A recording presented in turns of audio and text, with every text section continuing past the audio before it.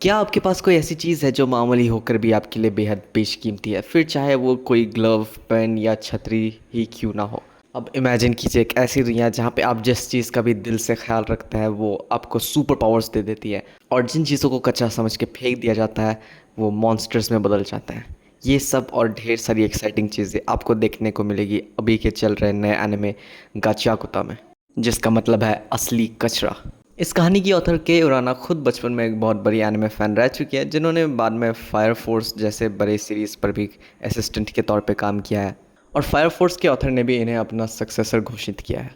ये कहानी है रूडो नाम के एक लड़के की जो बचपन से गरीबी में पला बड़ा है, और इससे वो चीज़ें भी काफ़ी इंपॉर्टेंट लगती है जिसे अमीर लोग कच्चा समझ के फेंक देते हैं, इसलिए ये ऐसी चीज़ों को पाने के लिए अपनी जान तक जोखिम में डाल देता है। बचपन से रूडो का ख्याल रेक्टो ने रखा, जिसने उसके जख्मी हाथों को कवर करने के लिए ग्लव्स दिए जो रूडो के लिए सबसे कीमती बन गए। लेकिन एक दिन रूडो की लाइफ बदल जाती है जब कोई रेक्टो को मार डालता है और सारा इल्ज़ाम रूडो पे लग जाता है, जबकि वो सिर्फ एक बच्चा था और सज़ा के तौर पर उसे एक बहुत गहरे पिट में फेंक दिया जाता है। लेकिन अभी तो रूडो की कहानी सिर्फ शुरू हुई थी, क्योंकि इसके बाद उसका मुकाबला होता है ट्रैश बीस्ट से, जिससे लड़ने में उसकी मदद करते हैं उसके ग्लव्स, जो कि अब अवेकन होकर पावरफुल वाइटल इंस्ट्रूमेंट्स में बदल चुके थे।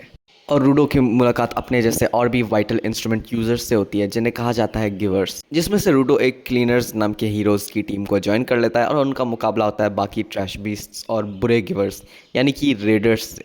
तो क्या अब रूडो वापस वहाँ पहुँच पाएगा जहाँ से उसे फेंका गया था? इसके अलावा इस सीरीज़ में और भी कई एक्साइटिंग मिस्ट्रीज़ हैं जो आपको सिर्फ देख कर ही पता चलेंगी। और अगर आप एक बहुत बड़े एनिमे फ़ैन हो तो शायद आपको इसमें कई सारी ऐसी चीज़ें दिख जाएंगी जो आपको बाकी एनिमे से मिलती जुलती लगती हो, जैसे कि अटैक ऑन टाइटन में दिखाई गई दीवारों जैसी विशाल दीवारें। लेकिन यहाँ पर इनका काम लोगों को बचाना नहीं, बल्कि सिर्फ अमीरों और गरीबों को अलग रखना है। इसके अलावा जिस सीन में रूडो की मुलाकात एंजिन से पहली बार होती है वो ब्लीच फैंस को काफ़ी जाना पहचाना लगेगा। लेकिन ये तो कुछ भी नहीं, क्योंकि इसकी मांगा में और भी मशहूर कैरेक्टर्स के कैमियोज दिखते हैं, जैसे कि ब्लू लॉक से ज्यूबे आर्यू, शांग्रीला फ्रंटियर का main character Sunraku, attack on Titan से फैल्को का जॉ टाइटन, और सोल ईटर से एक्सकैलिबर। इसके अलावा भी अगर आप गौर से नोटिस करें तो कुछ लेजेंडरी कैरेक्टर्स जैसे कि गोकू या लूफी आपको दिख जाएंगे, और इन सारे कैरेक्टर्स को यूज़ करने की परमिशन ऑथर ने ले ली थी।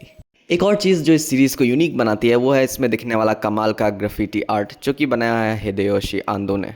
और अगर आपने कभी एब्सोल्यूट सिनेमा वाली मीम देखी है तो एक और फनी चीज़ जो आपको इसकी मांगा में दिख जाएगी वो है इस मीम का एक रेफरेंस।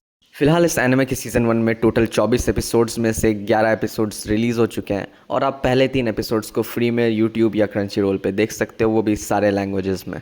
इसलिए अगर आपको कोई नए और एक्साइटिंग एक्शन एनिमे देखने का मन है तो ये ज़रूर ट्राई कीजिएगा। उम्मीद करते हैं कि आपको इस वीडियो में बताए गए फैक्ट्स अच्छे लगे हों। अगर आपके पास वैसा ही कुछ शेयर करने को है तो कमेंट ज़रूर कीजिएगा। और ये वीडियो भी मैंने एक कमेंट की वजह से ही बनाई थी, इसलिए अगर आपके पास और कोई रिकमेंडेशंस हैं तो वो भी ज़रूर कमेंट कीजिएगा। तो मिलते हैं चेनसॉ मैन मूवी के बाद किसी नए वीडियो में।